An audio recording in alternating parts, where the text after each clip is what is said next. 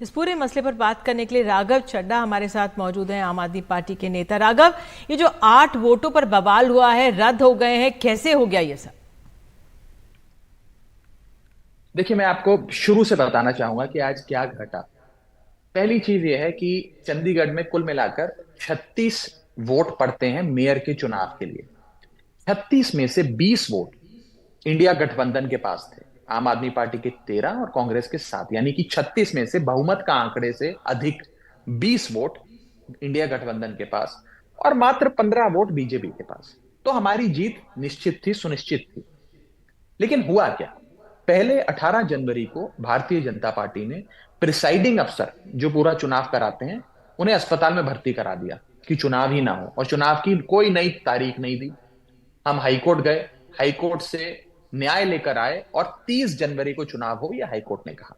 आज 30 जनवरी को जब चुनाव होना था तो प्रिसाइडिंग अफसर जो, गौर फरमाइएगा, बीजेपी के माइनॉरिटी विंग के पदाधिकारी, साधारण कार्यकर्ता नहीं है, भाजपा के बहुत वरिष्ठ माइनॉरिटी विंग के पदाधिकारी हैं। उन्हें प्रिसाइडिंग अफसर बना के चुनाव में लाती है भाजपा और उनकी निगरानी में चुनाव कराती है।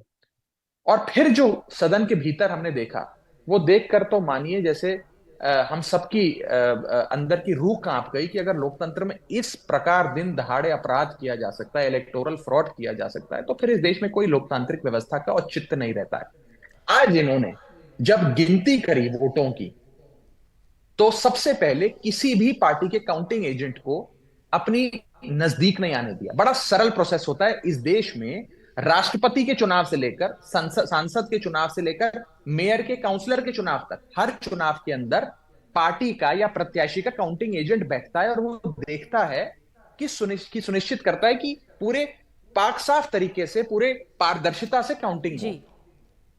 बिल्कुल, जो वो तस्वीरें जो आ रही हैं, आप उन्हीं के बारे में लिखते हुए प्रिसाइडिंग ऑफिसर द्वारा। जी बिल्कुल, आपने उसके बाद क्या हुआ कि प्रिसाइडिंग अफसर ने काउंटिंग करने के बहाने अपने ही पेन से, इस प्रकार का बैलेट पेपर होता है, अपने ही पेन से कुछ निशान लगाने शुरू कर दिए और वोटों को दर किनारे रखते गए। यानी कि आम आदमी पार्टी के जो वोट थे या कांग्रेस पार्टी के जो वोट थे, उस पे कुछ निशान लगा दिया अपने पेन से और उसको एक इन अवैध घोषित करने वाली टोकरी में डाल दिया और उन वोटों को अवैध घोषित कर दिया। यानी कि भाजपा के 16 के 16 वोट वैध, कोई परेशानी नहीं, उनको 16 वोट पड़ गए। और आम आदमी पार्टी और कांग्रेस के गठबंधन के 20 वोटों में से 8 वोटों को इस प्रकार से खुद प्रिसाइडिंग अफसर ने पेन से निशान लगाकर अवैध घोषित कर दिया, जो कैमरे में कैद हो गया। लेकिन राघव, ये बहुत बड़ा आरोप आप लगा रहे हैं कि आप लोग कोर्ट जाएंगे और सिद्ध कैसे करेंगे? देखिए, पहले भी हम कोर्ट में गए थे और आज जिस कैमरे में, निधि जी, ये पूरी चीज कैप्चर हुई है, वो इसलिए हुई क्योंकि कोर्ट के निर्देश थे कि वीडियोग्राफी होनी चाहिए पूरे इलेक्शन की और वो वीडियोग्राफी की फुटेज कोर्ट में सौंपी जाएगी। हमें पूरा विश्वास है कि जब ये पूरे सबूत लेकर हम कोर्ट जाएंगे तो कोर्ट इंसाफ करेगा। लेकिन बड़ी बात जो इस चुनाव से निकलती है, जो आज बीजेपी ने किया है, वो ये है कि इसे आप कोई मात्र गैर कानूनी या असंवैधानिक कार्य मानकर ना मानिए, ना समझिए।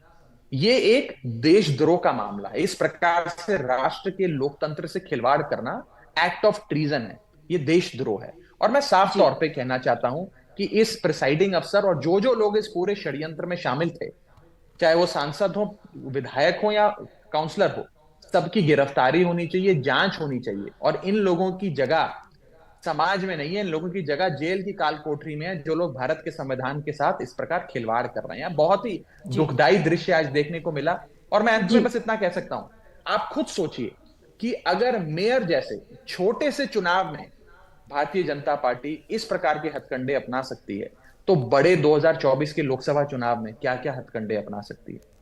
धन्यवाद राघव, अपना मत रखने के लिए समक्ष, और देखते हैं कोर्ट में इस मामले में क्या होगा।